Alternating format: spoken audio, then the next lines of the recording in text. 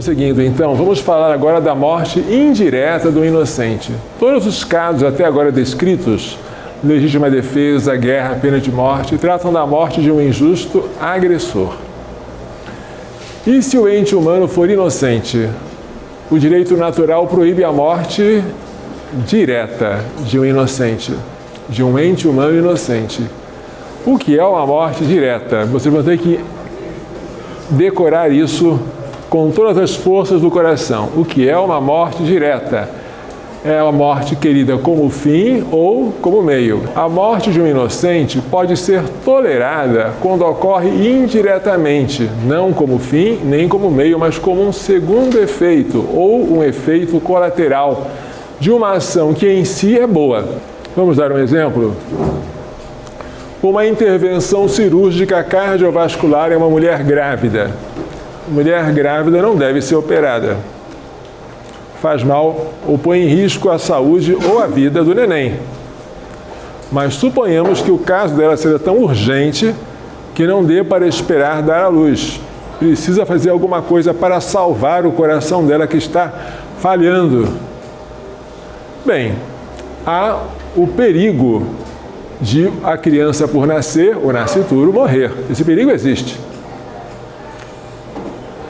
Mas em tal caso, a morte do inocente não é um fim visado pela cirurgia. O fim é curar a cardiopatia. Também não é um meio, porque não é a morte da criança que vai curar a mãe. Não é ela que causa a cura da mãe. É simplesmente um segundo efeito, um efeito colateral do qual você não se consegue desvencilhar. Quando você faz a cirurgia, você tem que contar com esses efeitos possíveis. Para que se possa, porém, tolerar um efeito secundário mau, é preciso que o bem a ser alcançado seja proporcionalmente superior ou ao menos equivalente a ele. No caso relatado, a cirurgia não seria lícita se fosse possível esperar até o nascimento do bebê, ou se houvesse outro meio terapêutico que fosse inofensivo para a criança, que se não precisasse de cirurgia, se pudesse ter um tratamento clínico. Nunca se pode matar diretamente o inocente. Nem sequer, leiam comigo, nem sequer para salvar outro inocente. Se teoricamente existe este conflito, matar a mãe para salvar o filho ou matar o filho para salvar a mãe, o que você faria? Nada, porque ambas as condutas são ilícitas. Mas os dois vão morrer, preparemos os dois para a morte. Como? Com cuidados paliativos, para aliviar a dor, com cuidados espirituais, vamos dar os sacramentos, mas não podemos matar nenhum deles. Querer a morte como fim ou como meio, proibido. Agora, para a gente entender isso, a gente vai ver um slide. A morte do inocente como meio. Este caso é real.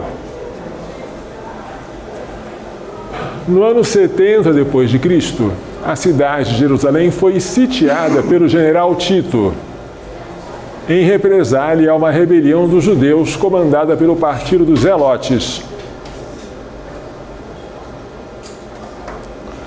Flávio Josefo, chefe militar da Galileia, foi capturado pelos romanos. Escreveu com detalhes os horrores daquela guerra e tentou em vão fazer com que seus compatriotas se rendessem.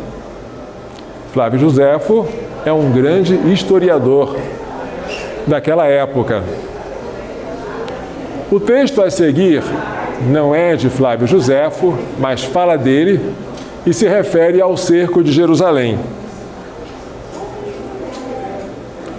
Josefo, cuja própria família sofreu com os sitiados, não recuou nem mesmo diante de um episódio desumano que prova que o desespero da fome já começava a turvar a razão dos israelitas. Os zelotes, que tinham sido os iniciadores da rebelião, percorriam as ruas em busca de alimento. De uma casa saía cheiro de carne assada. Os homens penetraram imediatamente na habitação e pararam diante de Maria, filha da nobre família Beth Ezob, extraordinariamente rica da Jordânia Oriental. Maria tinha ido como peregrina a Jerusalém para a festa da Páscoa. Os zelotes ameaçaram-na de morte se não lhes entregasse o assado. Perturbada, a mulher estendeu-lhes o que pediam, e eles viram petrificados que era um recém-nascido meio devorado, o próprio filho de Maria. Isso é narrado pelos escritos de Joséfo. Aconteceu. O que vocês dizem da atitude desta mulher? Alguém poderia tentar justificar a atitude dela com o seguinte argumento: se ela não tivesse matado, cozinhado e devorado o próprio filho, os dois teriam morrido. Não havia alimento na cidade, a fome era geral. Ao matá-lo para saciar a sua fome, pelo menos uma das vidas foi poupada. Esta é uma doutrina consequencialista, que avalia a moralidade de um ato pelas suas consequências. E isso foi condenado, com razão, pelo Papa João Paulo II.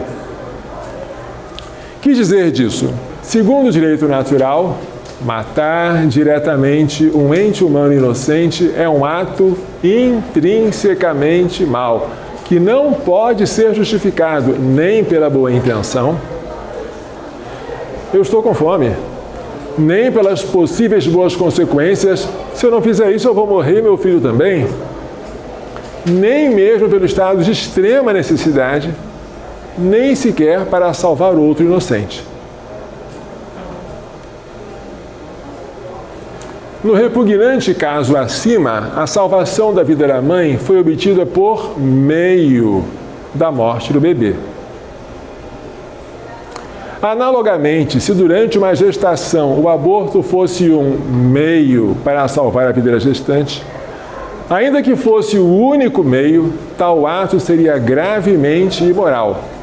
É dever do médico tentar salvar a mãe e o filho, mas não se pode salvar um deles por meio da morte do outro. O fim, por mais nobre que seja, não justifica um meio mal utilizado para alcançá-lo. Aqui nós temos o ato praticado pela mulher. Qual foi este ato? Este ato foi matar, cozinhar e devorar o seu filho. Este ato obteve a salvação da mãe, efeito bom, mas por meio da morte de um inocente, efeito mau. Foi a morte do inocente que deu à mãe a comida para que ela pudesse se alimentar e sobreviver. Então o efeito bom, a salvação da vida da mãe, derivou do efeito mau, que é a morte do inocente. Portanto, efeito mau e bom estão em série, um enfileirado atrás do outro. E isto é proibido. Se o efeito mau é a causa do efeito bom, este efeito mau é um meio. E o fim, ainda que seja bom, não justifica um meio mau. Gravem isso aqui para sempre. Para quando vocês forem juízes do Supremo Tribunal Federal. Para quando pertencerem a um comitê de bioética. Quando estiverem no hospital, ou tiverem que aconselhar uma equipe de enfermeiros ou de médicos. Gravem isso. Vamos agora ver a morte do inocente não como fim, nem como meio, mas como um efeito secundário. Um submarino é torpedeado em uma guerra. Um dos compartimentos começa a se encher de água. O comandante imediatamente manda que fechem a escotilha, a fim de que a água não invada o restante da embarcação. O comandante está certo? Claro que ele está certo. Ele quer evitar que o submarino afunde. Ao fazer isso, porém, 10 tripulantes que estavam no compartimento torpedeado morrem afogados. E agora? A morte deles aconteceu. A ação de fechar a escotilha não é má em si, e nem é feita com má intenção. No entanto, ela terá como efeito inevitável a morte de 10 tripulantes daquele compartimento, que serão afogados. A morte desses inocentes, causada indiretamente, não é um meio de salvar a embarcação. O meio é o fechamento da escotilha.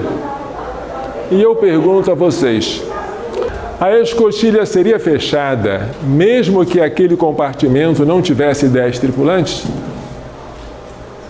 Sim. Sim.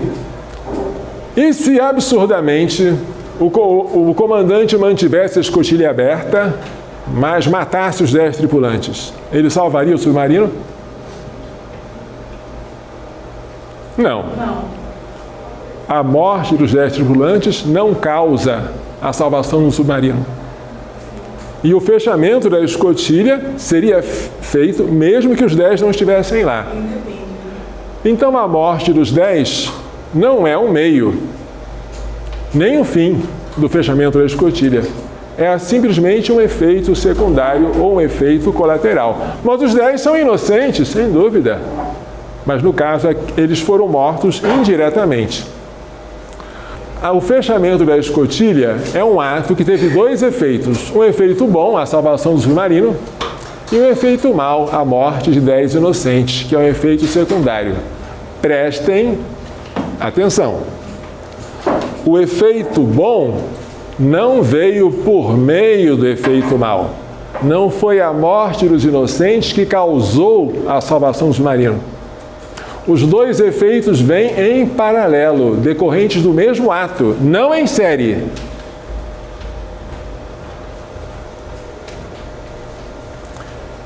Muitos dos nossos atos bons produzem efeitos maus indesejados, mas inevitáveis.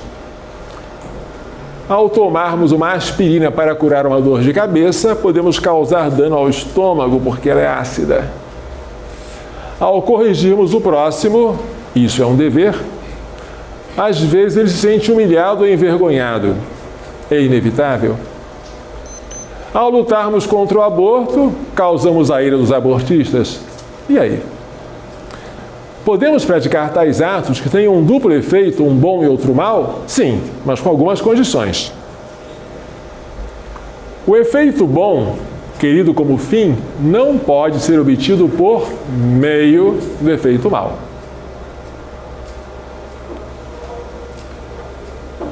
E ainda que os 2 sejam obtidos diretamente do ato bom, tanto o efeito bom quanto o mal, deve haver uma proporção entre o efeito bom querido e o efeito mal tolerado. Os 2 efeitos têm que ser colocados aqui em pratos de uma balança. Note-se que não se trata de praticar um ato mal com boa intenção. Isso nunca é moralmente ilícito. O fim não justifica os meios, embora Maquiavel tenha dito o contrário.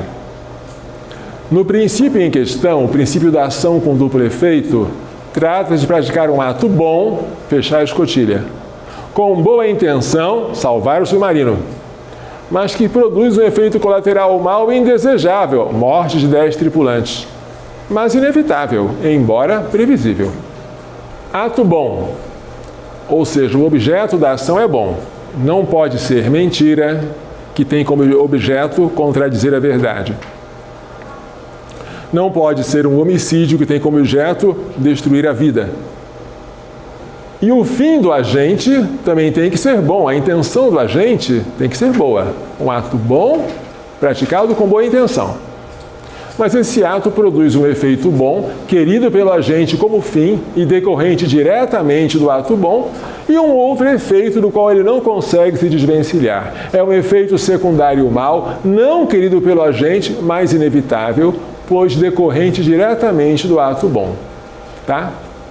Você pode fazer isso aqui? Pode, mas você tem que colocar esses 2 efeitos, o bom e o mal, numa balança, para ver se o bom compensa o mal. Padre, e se o efeito mal fosse causa do bom? Nesse caso, o efeito mal seria meio. Se ele é meio, não adianta colocar em balança.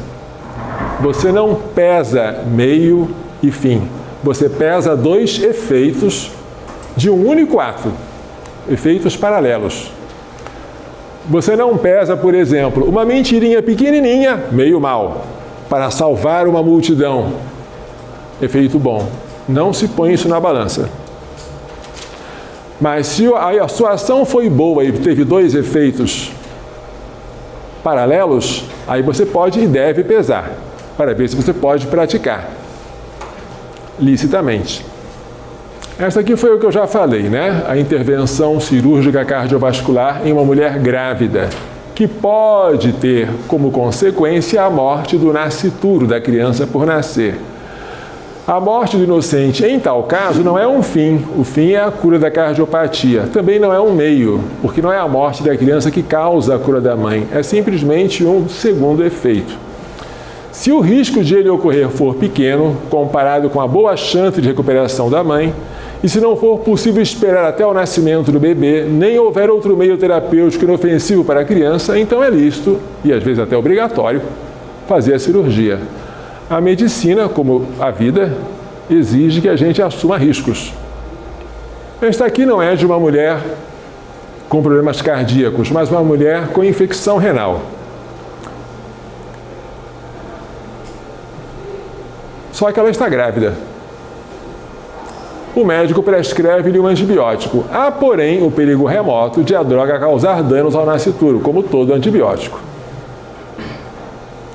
No entanto, não há outro antibiótico que seja menos nocivo ao bebê, e nem é possível esperar o nascimento da criança para iniciar o tratamento. A infecção pode crescer de tal maneira que a mãe morra por sepsemia. Infecção generalizada. E agora? Vamos deixar de dar o antibiótico nela para evitar um dano ao neném? Não podemos fazer isso. Então vamos arriscar? Devemos arriscar. A cura da infecção renal, que é um efeito bom, é obtida diretamente da ação de tomar o antibiótico e não através do dano causado ao nascituro, que é o efeito mal. Isso é óbvio, mas vejamos se é assim mesmo. O remédio seria tomado mesmo se a mulher não estivesse grávida? Então, o neném não tem nada a ver com o assunto, né? E se absurdamente a mulher não tomasse o antibiótico, mas causasse uma lesão ou a morte no seu bebê, ela ficaria curada da infecção renal? Então a morte da criança não tem nada a ver com a história. A morte da criança é um efeito secundário, se houver, colateral, e ocorrerá, se houver, indiretamente. Como a chance de lesão à criança, embora exista, é pequena, e como o tratamento é urgente, o efeito bom, a cura da infecção renal, é proporcionalmente superior ao possível efeito mal. Já fiz a ponderação e já verifiquei que eu posso pender para o efeito bom, porque ele supera o possível mal. Tá bom, então vou administrar o antibiótico para essa gestante. Esse aqui é um caso mais grave, mais complicado. Uma mulher grávida descobre que está com útero canceroso. A gravidez ainda está no início e o tumor avança com uma velocidade espantosa. O médico lhe diz que é preciso fazer uma histerectomia. Histerectomia é a remoção do útero para extirpar o tumor. Mas o útero está ocupado. Ele tem um neném lá dentro. Diz também que essa cirurgia deve ser feita urgentemente e não após o nascimento da criança. Senão a mãe, juntamente com a criança, morrerá em pouquíssimo tempo. Já pensou? Que confusão, hein? Aqui não é apenas uma possibilidade, é uma certeza de que a criança vai morrer. E agora? Será que se aplica o princípio da ação com duplo efeito? A salvação da vida da mãe, que é o efeito bom, decorre diretamente da histerectomia, claro, e não do efeito mal, que é a morte da criança. Isso se vê de duas maneiras. Pergunto a vocês, a cirurgia seria feita se a mulher não estivesse grávida? Seria feita desde que tivesse o tumor. A gravidez não tem nada a ver com o caso. E se o médico matasse a criança, mas deixasse o útero canceroso intacto, salvaria a vida da gestante? Então a morte da criança não é fim e nem é meio. O que ela é? É um segundo efeito. Mas esse segundo efeito pode ser tolerado? Aí tem que pôr na balança. No caso, o efeito secundário não supera.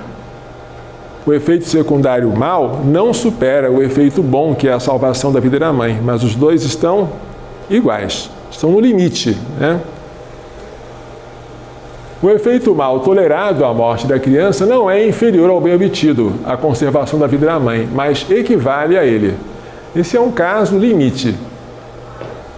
Neste caso que eu dei para vocês, a mãe não tem outra escolha. Porque se ela quiser ser heroína e disser não, o que vai acontecer? Ela e o neném vão morrer juntos.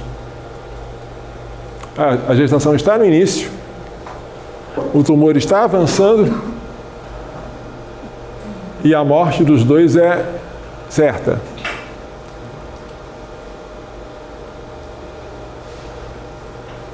Mas quando não é assim, quando a gestação já está adiantada, quando o tumor pode avançar, afetando a mãe, mas deixando a criança nascer, a mãe pode desistir disso. É o que fez, por exemplo, para Santa Giana Beretta Molla, né? Ela deu à luz a uma criança perfeita, que hoje é médica, Giana Emanuela, mas ela morreu não em decorrência direta do tumor, mas de uma peritonite. Morreu uma semana depois do parto. Mas aqui estamos falando da morte de um inocente indiretamente, tá? Aqui disse o Papa Pio XII, num dos seus pronunciamentos, sobre o princípio da ação com duplo efeito. Pio XII, se algum de vocês for Papa, não se esqueça de canonizá-lo, tá? Porque até hoje ele não foi declarado santo, mas isso é uma injustiça. Além da santidade, ele tem uma cultura invejável. E ele é o pai da bioética. Ninguém consegue falar de bioética hoje sem citar Pio XII e aquilo que ele deixou escrito. Nós temos sempre usado de propósito a expressão atentado direto à vida do inocente, ocisão direta. O que é ocisão? Ocisão vem do latim otidere. Otidere, que quer dizer matar. Então, a gente fala de ocisão para uma palavra que deveria ser matação, mas não temos matação. Temos matança, mas é outro sentido. Matança inclui a morte de muitas pessoas juntas. Então, na falta de uma palavra melhor, a gente usa a palavra ocisão. Ocisão é o ato de matar, tá?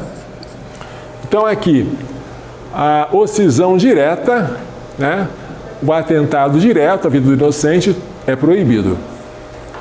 Pois, se, por exemplo, a salvação da vida da futura mãe, perceberam aqui alguma coisa estranha?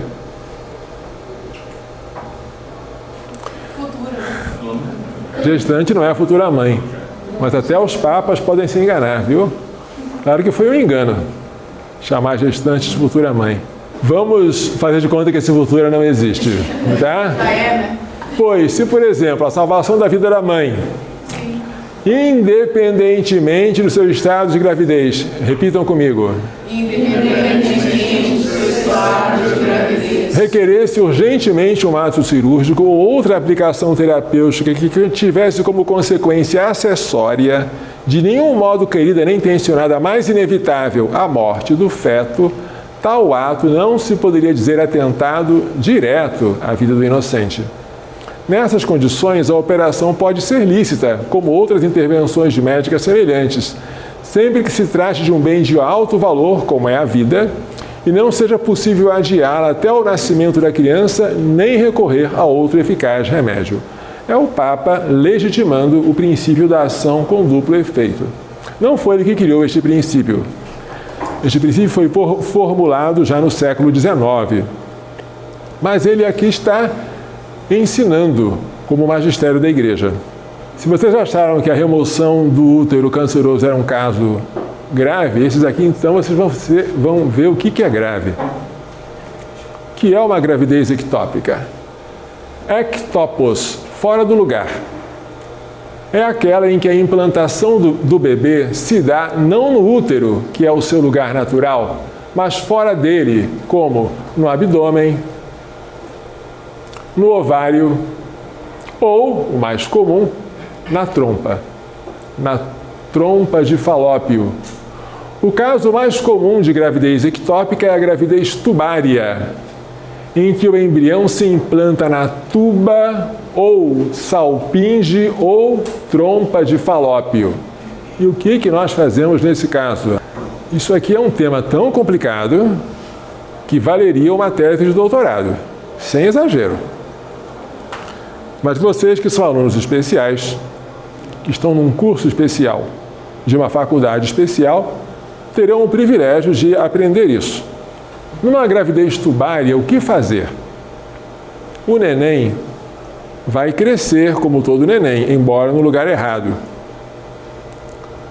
E esta gravidez pode evoluir ou para um aborto espontâneo, o que é o mais comum, em 2/3 dos casos, ou pode evoluir para o rompimento da trompa.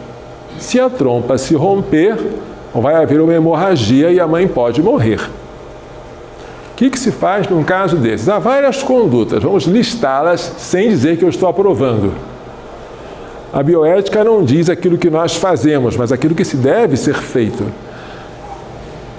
Uma delas é a salpingostomia linear. É uma incisão na trompa.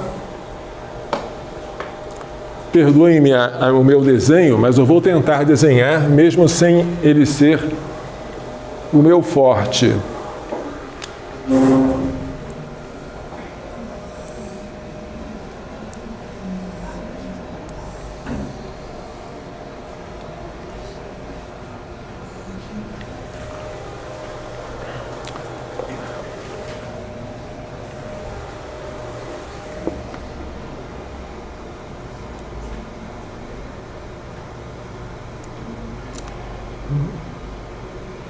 A criancinha está aqui na trompa, devia estar no útero, mas se alinhou aqui e está se desenvolvendo aqui com o saco gestacional. O que é uma salpingostomia linear? É uma incisão, é um corte na trompa por meio de um laparoscópio. Laparoscópio é um aparelho que penetra o abdômen e que olha, que vê o que está lá dentro, né? Com o fim de remover o embrião, preservando a trompa e possibilitando uma nova gravidez. E o embrião removido, o que acontece com ele? Pode fazer isso? Não. Isso é um atentado direto à vida de um inocente. Metrotexato é um quimioterápico, é um fármaco usado para terapia de câncer. O que ele faz? Ele impede o desenvolvimento das células cancerosas. Alguns médicos tiveram a ideia de colocar este medicamento no trofoblasto, que é a parte do embrião que vai formar a placenta. Qual o objetivo de você colocar metotrexato dentro do trofoblasto? E impedir que a placenta se desenvolva. Assim, o embrião morre de inanição, morre de fome, morre por falta de comida. Pode? Mas o fim é ótimo, é salvar a vida da mãe. Mas você não pode salvar por meio da morte de um inocente. A ordenha tubária. Vocês sabem ordenhar? Como se ordenha uma trompa? Aqui está o neném. Você vai apertando aqui a trompa de modo a fazer o neném ir escorregando até alcançar o útero. Esta é a ordenha tubária. Pegar a trompa na proximidade do lugar da dilatação e comprimi-la, fazendo o embrião avançar para a parte infundibular da trompa, a parte da trompa próxima ao útero. Mas isso aqui destrói o saco gestacional, desmancha toda a casinha do embrião. Se ele chegar aqui, ele vai chegar sem nada, ele vai morrer. Esta ordenha tubária também é um atentado direto à vida de um inocente. Não se pode fazer isso. Salpingectomia. O que é isso? É a remoção da trompa ou de parte dela antes da sua ruptura. Você pega aqui uma tesoura ou coisa parecida e remove a trompa ou a parte dela em que está o embrião, ainda vivo. E a questão é, você pode fazer isso? Antes de perguntar se pode, eu afirmo, isso se faz muito. E se faz até por gente católica. E os que fazem argumentam que isso aqui não é um atentado direto à vida do inocente. Tentam aplicar aqui o princípio da ação com duplo efeito. Mas eu vou demonstrar a vocês que não se pode aplicar aqui. Que neste caso trata-se de um atentado direto à vida de um inocente. O último caso é a expectação armada. O que é? É o monitoramento da gestante. Deixe-a internada, de preferência, a fim de intervir com uma salpingectomia imediatamente após a ruptura da trompa. A trompa se rompeu, aí você tem que intervir para evitar uma hemorragia, estancando assim o sangramento, tá? Essa é a expectação armada. E agora, como é que a gente faz? Qual desses procedimentos é lícito? Esse aqui, sem dúvida, é lícito, a expectação armada. Mas ele exige um cuidado grande. Você ficar monitorando a mulher, verificando se já começou o sangramento ou não, para só depois intervir. E os médicos, como todo ser humano, preferem aquilo que é mais fácil. Fazem o difícil quando forem obrigados a isso. Se o médico não tem temor de Deus, e se não tem formação bioética, ele vai preferir remover a trompa antes mesmo que ela tenha rompido. Vamos adiante. O que foi que o magistério da Igreja falou sobre esses assuntos? As declarações do magistério são muito antigas, mas válidas até hoje. Uma pergunta foi essa, feita ao Santo Ofício, hoje Congregação para a Doutrina da Fé, que é o dicastério mais elevado do Vaticano, imediatamente abaixo do Papa. Perguntou-se: pode-se ensinar com segurança nas escolas católicas que é lícita a operação chamada craniotomia, quando, omitindo-a, morreriam a mãe e o filho, e ao invés, executando-a, a mãe seria salva e o bebê morreria? A operação consiste no seguinte: a criança está entalada na bacia da mãe. O que se faz? Faz-se uma cesariana de emergência? Hoje você faz. Naquela época, 1884, já existia cesariana? Existia, mas não com a segurança de hoje. A cesariana antigamente era arriscada por dois motivos. Faltava antisepsia adequada, limpeza, e faltavam antibióticos, que não existiam. Então a mortalidade materna era alta. E diante de um parto difícil, os médicos hesitavam. Será que vamos fazer cesariana mesmo? Será que vamos acabar matando a mãe com essa cirurgia? Sem querer, mas vamos fazer isso? Então, diante de um parto difícil, os médicos recorriam à chamada craniotomia. O que é isso?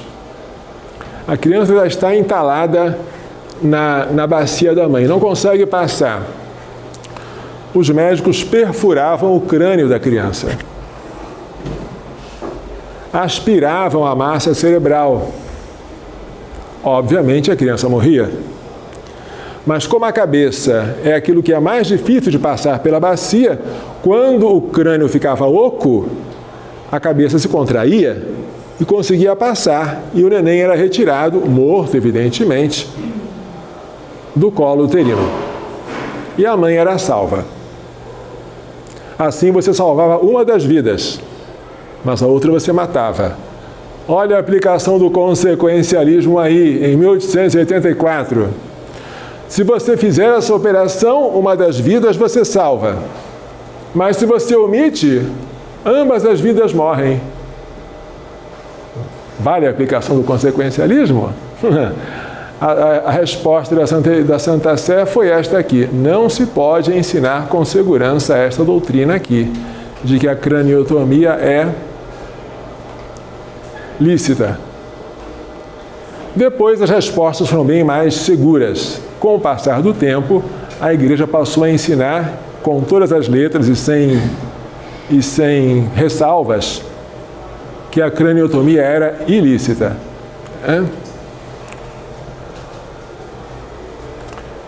Em 1888, perguntaram ao Santo Ofício alguma coisa relativa a outras cirurgias parecidas com a craniotomia.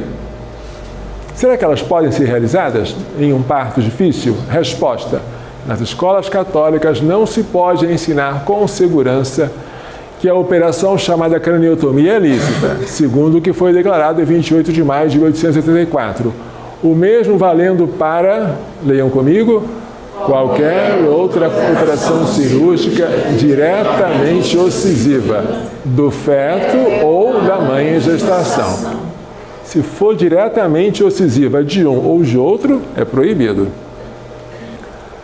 Então, um médico oculto sob o nome de Tício, pseudônimo, enviou a seguinte questão a Santa Sé.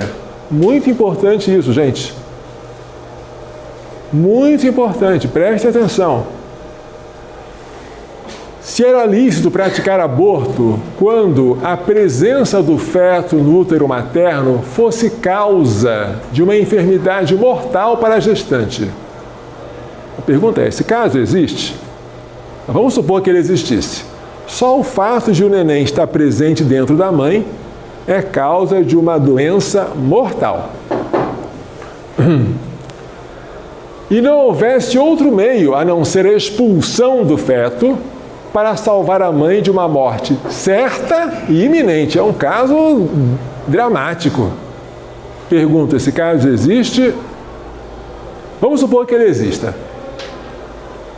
Em sua pergunta, Tício tentou justificar-se dizendo que costumava empregar meios e operações que não eram por si e imediatamente tendentes a matar o feto no útero materno, ou seja, ele não praticava atos diretamente incisivos, é o que ele tentou dizer. Mas tendentes a removê-lo de lá vivo, se possível, ainda que logo depois ele morresse por causa da sua imaturidade. O médico Tício tinha, por exemplo, uma gestante com um neném de 3 meses. Ele estava convencido de que a enfermidade de que padecia a gestante era causada pela presença do neném lá. Então, ele não comprimia o crânio do neném, ele não perfurava, ele não esquartejava, ele só expulsava o neném. Queria até que o neném sobrevivesse, mas ele ia morrer por causa da sua imaturidade. Então ele perguntou, será que eu posso fazer isso? E a resposta da Santa Sé foi negativa. Claro que foi, só podia ser. Porque se ela dissesse sim, qualquer aborto feito por expulsão do neném seria legitimado. Alguém diria, eu não quis abortar, eu só quis expulsar a criança. Infelizmente ela morreu. Mas quando você expulsou a criança imatura, você praticou uma ação tendente a matá-la. Você pode até dizer que afetivamente você não queria, mas efetivamente você queria a morte dela, como um meio para atingir um outro fim. E o fim não justifica os meios. Então não se pode aplicar aqui a ação com duplo efeito para justificar a expulsão da criança prematura com a sua morte consequente. Não dá. Padre, isso aqui é coisa muito antiga, isso não acontece mais. Não acontece? Então vamos trazer para o tempo atual. Uma gestante chega no hospital com a bolsa rompida. Só que a bolsa se rompeu antes da hora. A bolsa não se rompeu aos 8 ou 9 meses, mas com 3 meses. E o que acontece quando a bolsa se rompe? As bactérias que estão do lado de fora começam a entrar. E a mãe começa a se encher de uma infecção.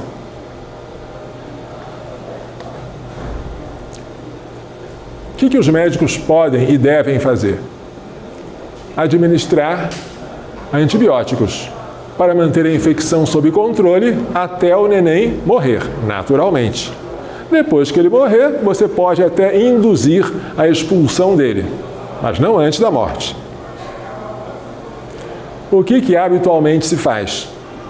A mulher chega no hospital com a bolsa rompida, a criança é pequenininha, os médicos acham que têm toda a razão de expulsar o neném, porque senão a mãe vai morrer de infecção generalizada. E acham que isso está justificado pela sua boa intenção e pela inexistência de outro meio para salvar a vida da gestante. Por que tais médicos dizem isso? Porque eles nunca estiveram nesta aula aprendendo bioética. Eles não tiveram o privilégio que vocês estão tendo agora. Eles nunca souberam que esse caso já passou pela Santa Sé e já foi resolvido. A resposta é não. Ainda que houvesse uma certeza absoluta de que a mãe iria morrer por causa das bactérias que estão vindo do ambiente causando infecção, e ainda que o único meio de salvar a mãe fosse expulsando a criança de lá, com a bolsa amniótica e tudo, nós não poderíamos matar diretamente o inocente, a criança, para salvar a mãe, que também é inocente.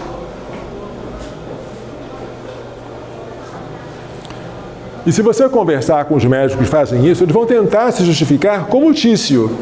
Não, padre, eu não queria matar o neném. Eu só expulsei o neném. Sabia que ele ia morrer, mas eu não quis que ele morresse. Cuidado. Expulsar o neném prematuro, sabendo que ele vai morrer, é atentado direto à sua vida. Mas não é preciso fazer isso que os médicos estão falando, não. É possível e perfeitamente execuível manter a mãe com o neném dentro dela, com antibiótico endovenoso, até esperar o neném morrer. Só que isso demora, né? Você tem que monitorar, fazer ultrassonografia. Será que ainda está batendo o coração? Já parou? Não. Isso demora, isso incomoda, isso gasta tempo, paciência, energia. Muito mais fácil é dar à mãe um abortivo e ela expulsa tudo e vai embora. Então, por questão de praticidade e por desvalor à vida do neném, é comum que se faça isso logo. Eu já fui testemunha disso. De médico chegando para a gestante e dizendo: o que a senhora escolhe? A senhora quer morrer ou quer abortar o seu neném? É ao mesmo tempo uma mentira, porque esse conflito não existe, e é uma coação. Isso não se faz. Mas acontece.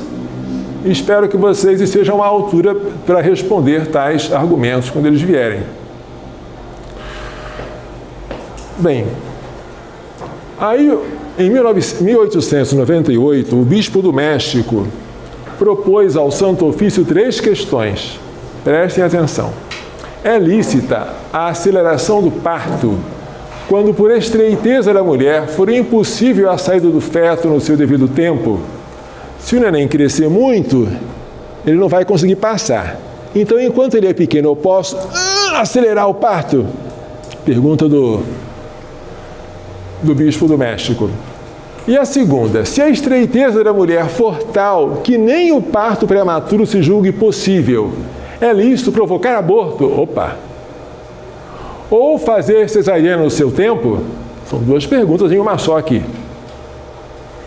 Terceiro, é lícita a laparotomia? Laparotomia é a incisão do abdômen.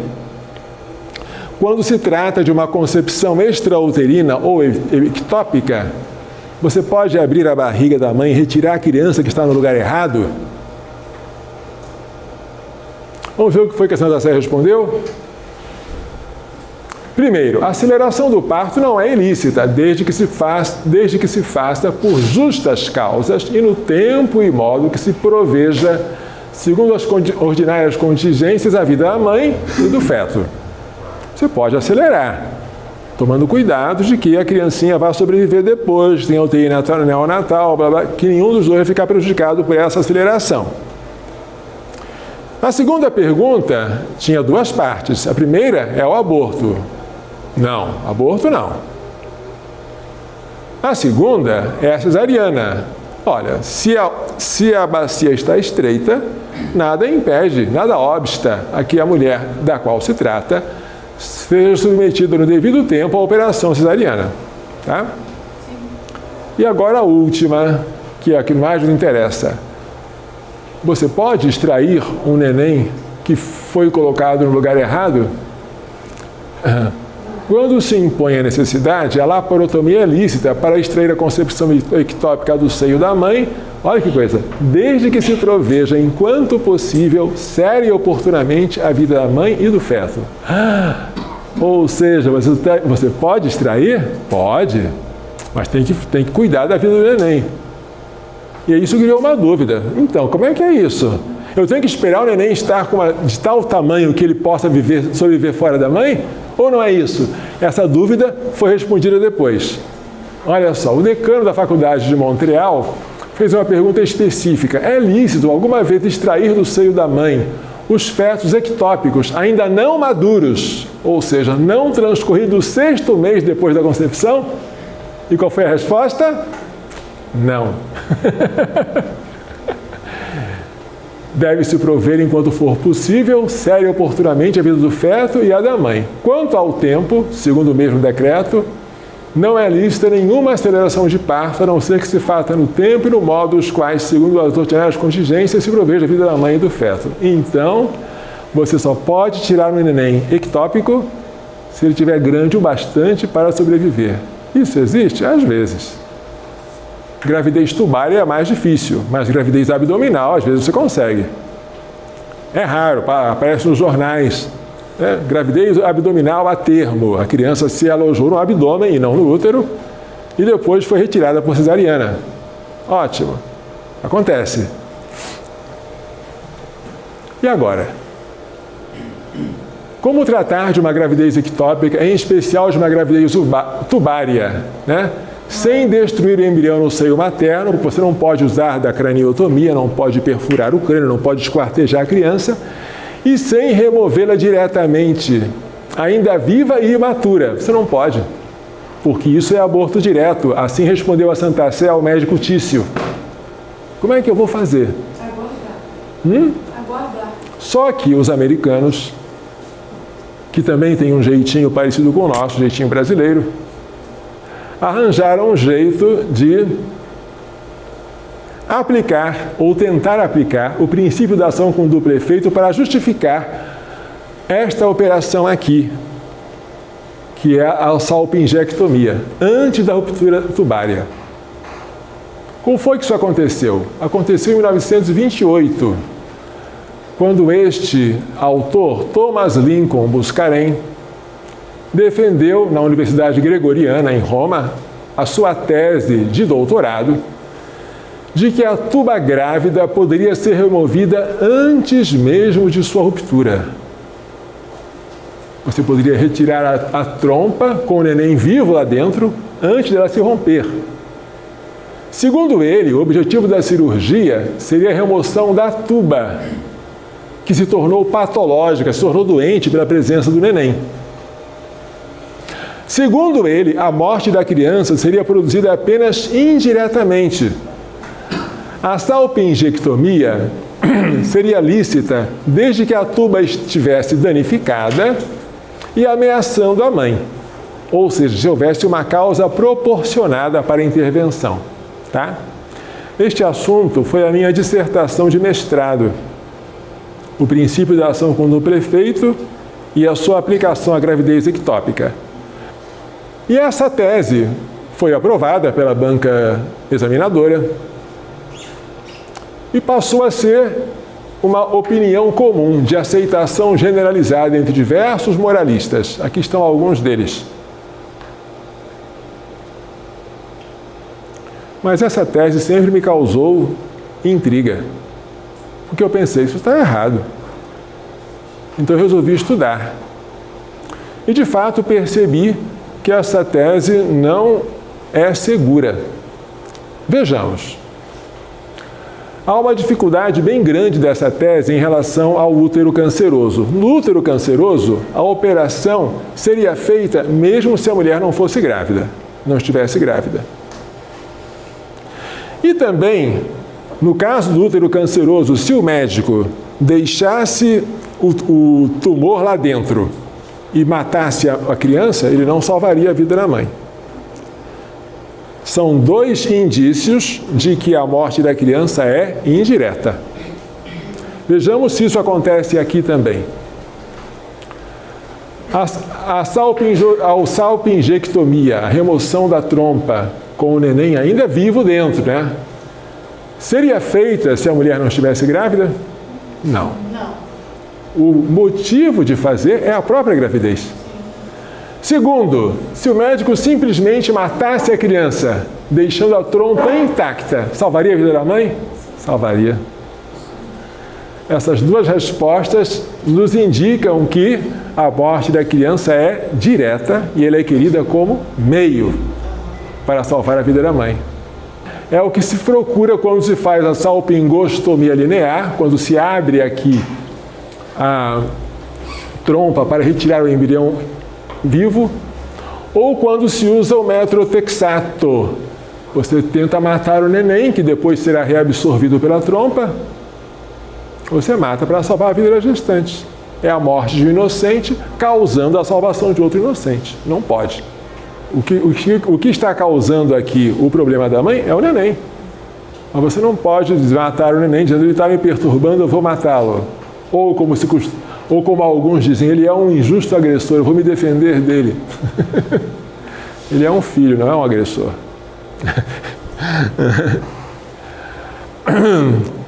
Isso aqui são dificuldades graves, viu? E o que o magistério da igreja diz? Eu nunca vi um pronunciamento oficial do magistério aprovando essa tese. Mas eu vi o pronunciamento do Papa Pio XII dando a entender, vocês já leram isso comigo, que essa tese não é aceitável. Porque no discurso de Pio XII, a Associação Famílias Numerosas, de 1951, portanto, posterior à publicação da tese de Buscarém, que foi em 1928, o pontífice fala de um ato cirúrgico ou outra aplicação terapêutica requerida urgentemente para salvar a vida da mãe. Leiam comigo.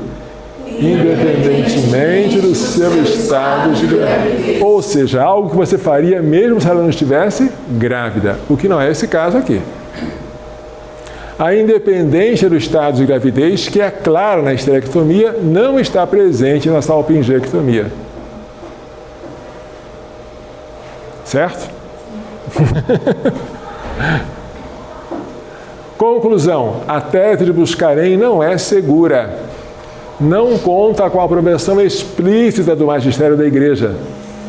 Tem em seu favor apenas a opinião dos moralistas, mas uma opinião apenas provável, não segura, não se pode seguir quando se causaria um dano ao próximo que está na posse certa do seu direito. Exemplo clássico. não é possível aplicar o probabilismo nesses casos. No caso de um caçador que duvida se o objeto percebido ao longe é um homem ou é um animal.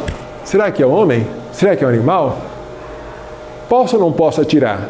Na dúvida, não posso atirar. Porque se eu atirar e for um homem, eu estarei matando alguém que está na posse certa do seu direito à vida.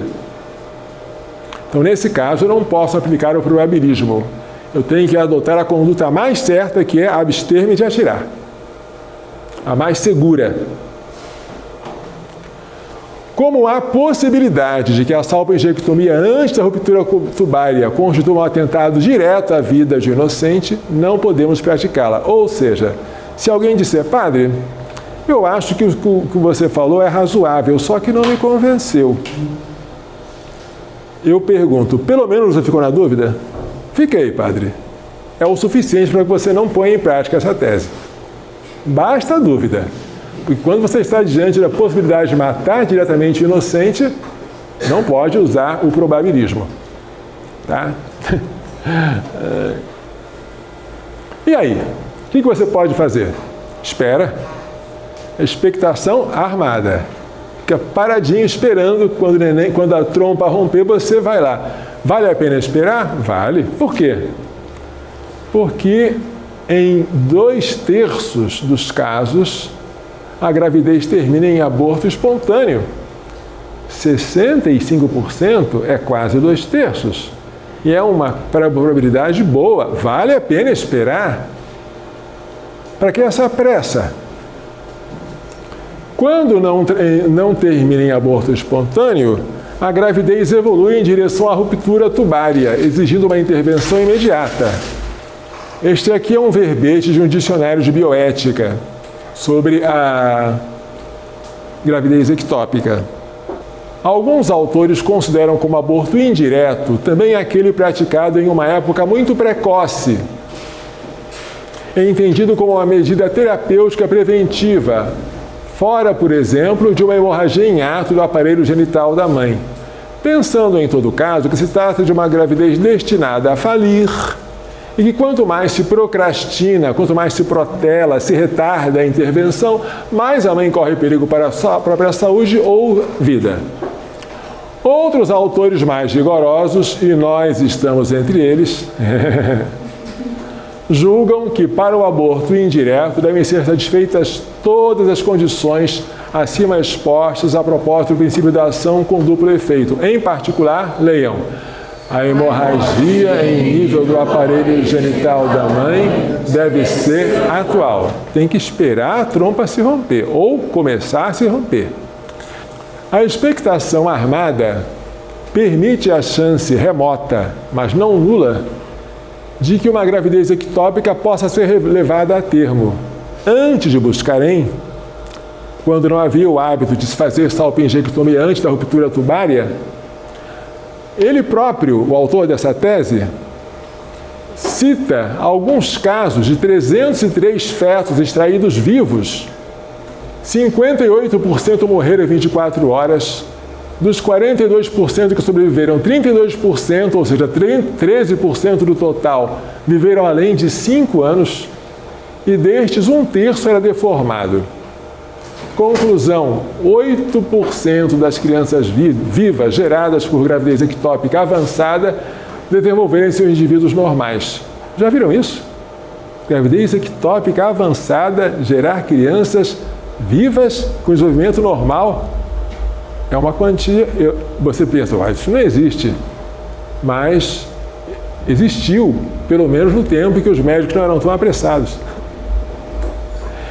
E ele não achava isso ruim, não. Não se deve perder de vista o caso de que todas as 303 crianças extraídas vivas pelas operações que se relata teriam tido a chance de receber o batismo, que não é uma vantagem desprezível, independentemente de quanto tempo elas vivem ou do valor social que suas vidas pudessem ter tido, né? Quando os médicos esperavam, às vezes se deparavam com uma trompa bem elástica, que demorava a se romper. Este livro aqui o princípio da ação com duplo efeito e sua aplicação à gravidez ectópica foi a minha dissertação de mestrado. O que vocês estão vendo nos slides são um resumo dessa dissertação. Então vejamos aqui, só para vocês entenderem, estão vendo aqui uma tesoura e aqui uma injeção. A tesoura está querendo cortar a trompa, fazendo aquele procedimento chamado salpingectomia. Esta injeção é de metrotexato, para ser injetada na placenta do embrião, a fim de que ele morra por inanição. São 2 procedimentos imorais para se tentar tratar de uma gravidez ectópica. Nós já fomos descartando um por um e descobrimos que sobrou a expectação armada, deixar a gestante monitorada, de preferência já internada, para intervir quando? Essa é a pergunta. Qual é o momento exato de intervir? O momento exato que legitima a intervenção não é a morte do bebê, que naquela situação de urgência é difícil de detectar. Será que ele já morreu? Ninguém sabe. Mas a hemorragia em ato, que põe em risco a vida da mãe. Ou seja, a mãe começou a sangrar, se você não intervier, ela vai morrer, porque a hemorragia, a pessoa se esvai em sangue e morre mesmo. Então agora requer-se uma intervenção cirúrgica para estancar a hemorragia. Prestem atenção. Se o bebê morrer em decorrência da salpingectomia, em decorrência da retirada da trompa, mas depois que ela já se rompeu ou está se rompendo, em tal caso, sem dúvida, sua morte será apenas um efeito indireto da intervenção. Se for possível encontrar o bebê ainda vivo, deve-se batizá-lo imediatamente. Às vezes, dizem os médicos, isso ocorre. Você encontra, depois de fazer uma cirurgia como essa, um saco gestacional intacto com o neném dentro. Você não pode batizar sem romper o saco gestacional e derramar água em contato com a pele do neném, para que o batismo seja válido, pronunciando aquelas palavras: eu te batizo em nome do Pai, e do Filho, e do Espírito Santo. Prestem atenção para esta passagenzinha da tese de Buscarém. A tese dele, ela foi escrita em latim, mas foi publicada em inglês.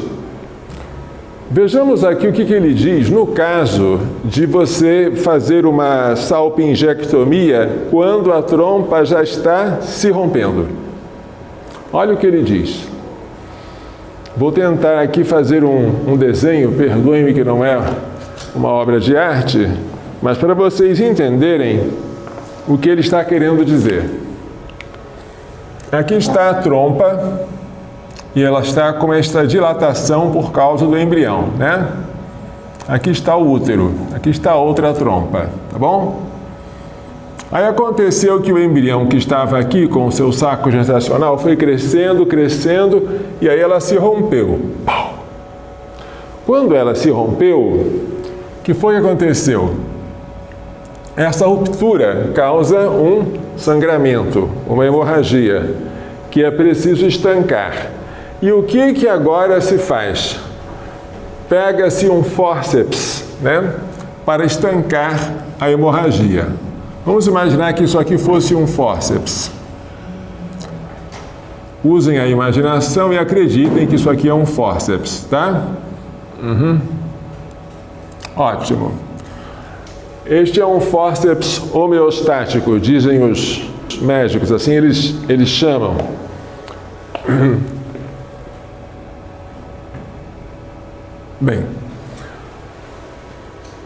do estancamento do fluxo sanguíneo, quando o fórceps comprime a artéria para que ela não possa mais sangrar, seguem dois efeitos imediatos, diz Buscarin, que são igualmente próximos entre si. Você estava aqui, olha, você comprimiu a artéria que irriga a trompa, e aí aconteceram duas coisas simultaneamente. Primeiro, de um lado, do lado da mãe, houve a conservação da sua vida. Conservação da vida da mãe. Por quê? Se agora esse fórceps está impedindo que o sangue escorra à vontade, a vida da mãe será preservada. Por outro lado, o neném, que também estava sendo irrigado por este sangue, vai ficar sem sangue para viver. Então, uma única compressão do fórceps vai servir para conservar o suprimento de sangue para a mãe e para cortar o suprimento de sangue para o neném. Então, são dois efeitos imediatos, olha só. A morte do bebê. Se ele já não estiver morto, né? Muitas vezes ele já está morto quando se faz uma cirurgia dessa. Mas se ele ainda não estiver, você pode fazer isso sem medo, porque você não está produzindo a morte dele diretamente. O efeito, a morte dele não é querida nem como fim, nem como meio. Ela é um efeito secundário. Um efeito secundário desta operação feita para estancar um sangramento. Certo? Então, nesse caso, aplica-se perfeitamente o princípio da ação com duplo efeito. É uma única ação que tem dois efeitos, um bom e um mau. Você só quer o bom, você tolera o mal. Tudo bem. O que não se pode fazer é você extrair a trompa com o neném ainda vivo e a trompa ainda sem se romper. Porque quando você faz isso, você provoca um aborto direto. Você causa diretamente a morte da criança, porque a morte da criança aqui está servindo como meio de salvar a vida da mãe. Você não quer que ela cresça, não quer que ela estoure a trompa, então você extrai. E quando extrai, ela morre. Certo? Então isso aqui foi tirado da tese de Buscarin, correto, para quando a trompa está com hemorragia em ato. O erro de Buscarin foi usar isso para os momentos anteriores à hemorragia.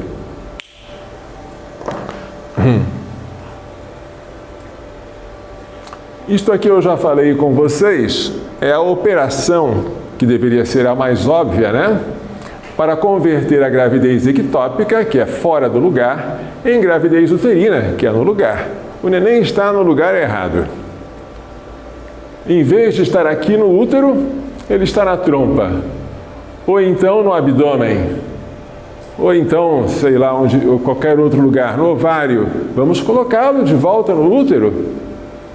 É o mais óbvio, mas é o menos pesquisado até hoje. Aconteceu, por acaso, em 1915, que este médico, Dr. Wallace, encontrou uma gravidez ectópica quando estava retirando um mioma de uma mulher.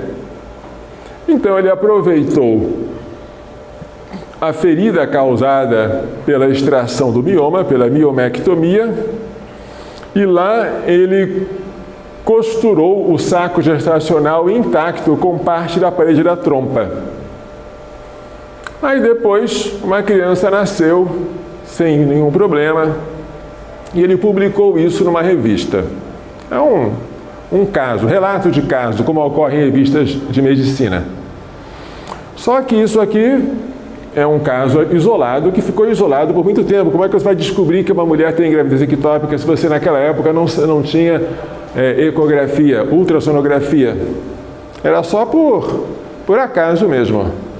Então, por muito tempo ficou assim. Quando Buscarin publicou a tese dele, em 1928, também não se sabia mais de nada. Não se havia evoluído muito sobre esse assunto. Mas agora, a notícia que nós temos mais recente, depois de Wallace, sobre a tentativa de converter gravidez ectópica em gravidez uterina, foi em 1964, com esses dois médicos, Billings e Davis. Uma paciente de 29 anos, na terceira gravidez tubária, olha, terceira. Eles introduziram toda a trompa, não apenas um pedaço dela, na cavidade uterina, mas a tentativa foi falida. E eles disseram, não estávamos certos de que o feto estava vivo no momento da operação. De qualquer forma, não deu certo. Isso foi em 64. Em 67, dois médicos brasileiros, Sérgio Peixoto e Geraldo Rodrigues de Lima, de São Paulo, tentaram fazer algo semelhante numa paciente de 34 anos. Gravidez tubária com diâmetro de 3 centímetros, com um discreto ponto de ruptura. Ruptura aqui na trompa, né?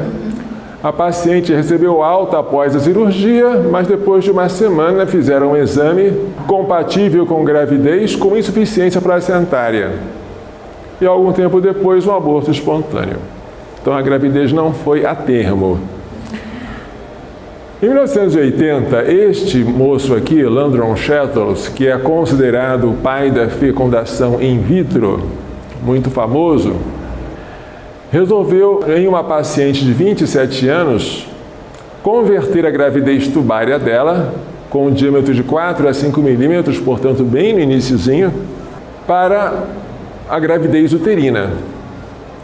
Extraiu o saco embrionário intacto, repleto de vilosidades coriônicas, e transferiu para o útero. Nasceu uma menina com 3.200 gramas. Mas essa notícia ficou praticamente despercebida. Na verdade, ela seria publicada em um congresso de medicina na França, mas nem chegou a ser publicada. Foi publicada vários anos depois. Então a gente nota que casos como esse, que deveriam ser objeto de pesquisa, simplesmente são coisas que foram abandonadas pela medicina. Vejamos esse aqui. Este aqui é Eugênio Lenzi, um médico que resolveu, em 1987, levar a sério essa causa da conversão tubário-uterina.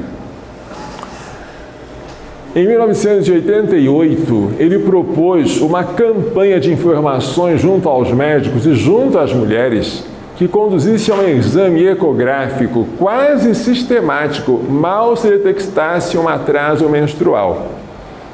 Imagine uma campanha assim entre as mulheres. Houve algum atraso? Vamos agora fazer uma ecografia para verificar se a sua gravidez é ectópica, porque quanto mais cedo, mais fácil de se tentar uma conversão em gravidez uterina.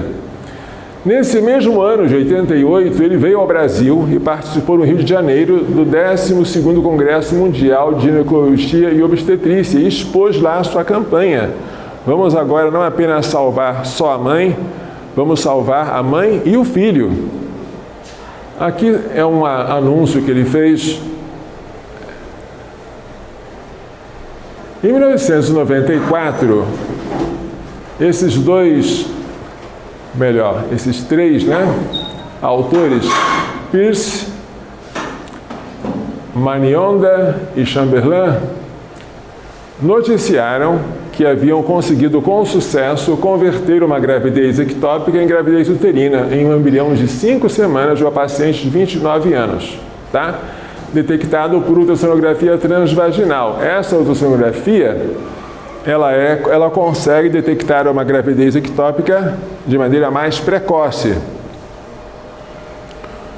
Removeram o endométrio decidualizado para tornar a cavidade mais acolhedora e conseguiram.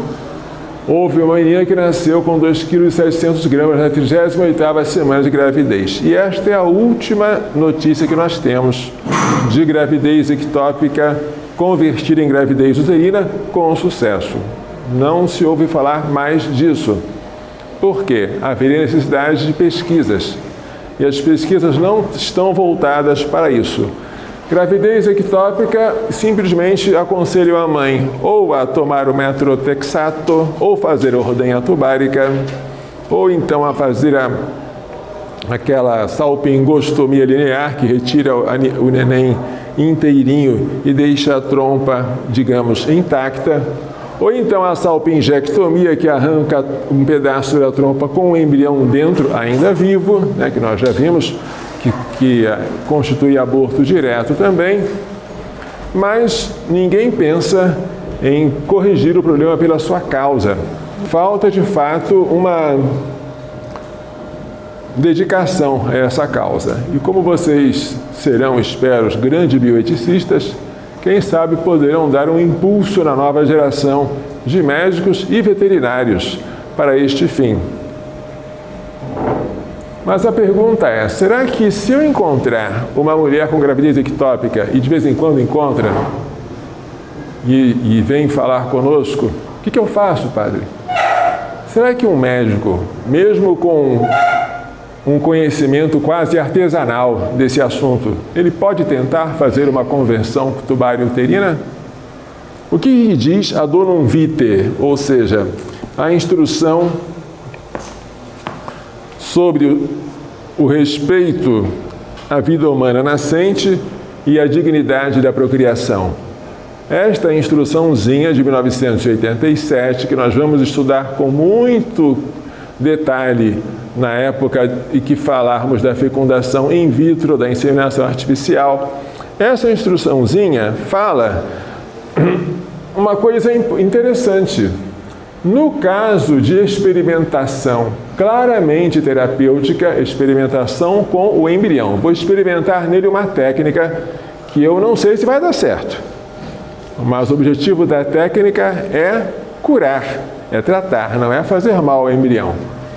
No caso de experimentação claramente terapêutica, isto é, desde que se trate de terapias experimentais empregadas em benefício do próprio embrião, não em benefício de terceiros, com o fim de salvar-lhe a vida em uma tentativa extrema e na falta de outras terapias válidas, pode ser lícito o recurso a remédios ou procedimentos ainda não plenamente convalidados. É o caso dessa cirurgia. Um médico pode tentar, é lícito, mesmo que a chance de sucesso seja pequena.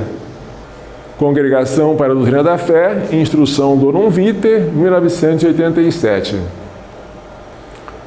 É preciso que nas faculdades de medicina sejam ensinadas as possíveis técnicas de conversão tubário-uterina. Perguntem a algum médico se ele já ouviu falar disso. Ele vai garantir que isso não existe. Não só ele não ouviu falar, ele vai dizer isso. Isso é um sonho, padre. E que o Estado invista seriamente na pesquisa em laboratório sobre esse procedimento. Não vamos apenas investir na pobre gestante que está sofrendo lá. Vamos tentar fazer experiências laboratoriais, em animais primeiro. E esse é o papel dos veterinários. Aos veterinários caberá um papel importante nessa pesquisa. Com efeito, a eles será possível não apenas diagnosticar uma gravidez ectópica, mas ainda provocá-la. Provocar uma gravidez ectópica em animais e tentar convertê-la em gravidez uterina, com uma liberdade de experimentação que não tem os médicos que lidam com vidas humanas. Depois que der certo, por exemplo, na cadela, aí você pode tentar com mais segurança nas mulheres.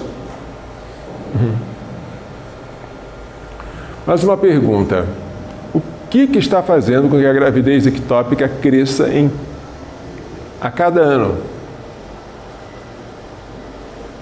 Isso é uma realidade. Por quê? há várias causas. Uma delas é a promiscuidade sexual, que causa a doença inflamatória pélvica, que obstrui as trompas de Falópio. Quando as trompas de Falópio ficam obstruídas, o embrião tenta passar pela trompa, mas não consegue. Ele deveria chegar ao útero, mas a obstrução faz com que ele pare aqui e se implante no lugar errado. Doença inflamatória pélvica, causada, muitas vezes, pela promiscuidade sexual. O uso de anticoncepcionais hormonais e abortivos, como o DIU. O DIU, ele impede a anidação uterina. O DIU é um dispositivo intrauterino, como a sigla significa. Se for em forma de T, o DIU é mais ou menos assim que ele é colocado. E ele faz com que o embrião, que já foi concebido na trompa, ao chegar ao útero não tenha lugar acolhedor. Então ele é concebido e é abortado. Uma mulher que usa DIU, ela aborta, digamos, talvez a cada mês. Se ela engravidar a cada mês, aborta a cada mês. E aí? Quando você aumenta o número de gravidezes, você aumenta também a chance de uma delas ser ectópica. Se uma mulher engravida 10 vezes mais do que a outra, porque ela está sempre abortando, então a chance de ela desenvolver uma gravidez ectópica também aumenta. Por isso você vê que usuárias de DIU têm grande chance de ter também gravidez ectópica. Essa é uma das causas. Os recursos de técnicas de fecundação artificial, nas quais se faz uma hiperestimulação ovariana, isso favorece a implantação em sede extrauterina. Essa hiperestimulação é por uma dose muito grande de hormônios, para produzir vários óvulos em vez de um só. Isso também favorece a implantação do embrião fora do lugar. Como se vê, se você quiser evitar a gravidez ectópica, nada mais você tem que fazer do que uma verdadeira educação para a castidade e para a abertura à vida. Evitar a promiscuidade sexual, evitar os anticoncepcionais, os microabortivos como o DIU, evitar as técnicas de fecundação artificial. Tudo isso faria com que você prevenisse e diminuísse em grande parte esta gravidez ectópica. Coração Imaculado de Maria, livrai-nos da maldição do aborto. Então, essa apresentação termina então aqui. Vamos rezar um pouquinho para agradecer a Deus. Em nome do Pai, do Filho e do Espírito Santo. Amém. Nós nos damos graças, Senhor nosso Deus, por todos os vossos benefícios, vós que viveis e reinais pelos séculos dos séculos. Amém. Ave Maria, cheia de graça, o Senhor é convosco. Bendita sois vós entre as mulheres, bendito é o fruto do vosso ventre, Jesus. Santa Maria, Mãe de Deus, rogai por nós, pecadores, agora e na hora da nossa morte. Amém. O Senhor esteja convosco. Abençoe-vos Deus Todo-Poderoso, Pai, Filho e Espírito Santo.